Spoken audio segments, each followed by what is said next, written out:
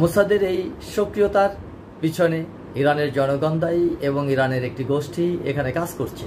কিন্তু মোসাদ তাদের সতর্কতামূলক অবস্থা গ্রহণ করে ইরানের জনগোষ্ঠীকে কাজে লাগিয়ে সেনাবাহিনীতে, নৌবাহিনীতে, বিমান বাহিনীতে তাদের সেই গোয়েন্দাদেরকে কাজে লাগিয়ে তাদের তথ্য আদান প্রদান করে এবং সেইভাবেই তারা সুনিপুণভাবে তাদের লক্ষ্যবস্তুতে হামলা চালায়।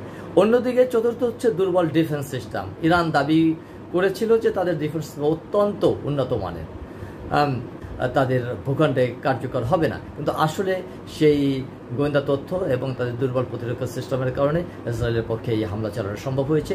ইরান যার রাডার এবং প্রতিরক্ষা ব্যবস্থা এটা নির্ণয় করতে সক্ষম হয়নি।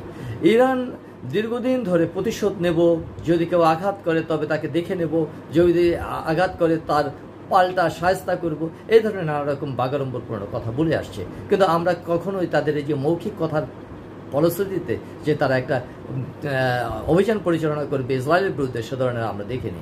ইসরায়েল ফার্স্ট অ্যাটাকিং নীতি পালন করেছে এবং সেই অ্যাটাকিং নীতিকে পক্ষকে বিধ্বস্ত করে দিয়েছে। এইটাই হচ্ছে সামরিক কৌশল এবং সামরিক আগ্রাসনের নিয়ম।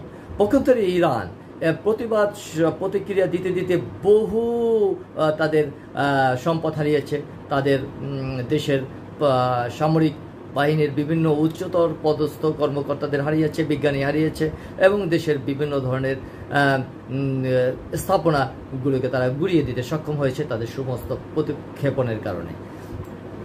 অন্যদিকে তাদের সাইবার দুর্বলতা, আমরা দেখেছি যে ইরানের সাইবার দুর্বলতা সিস্টেম অত্যন্ত নাজুক।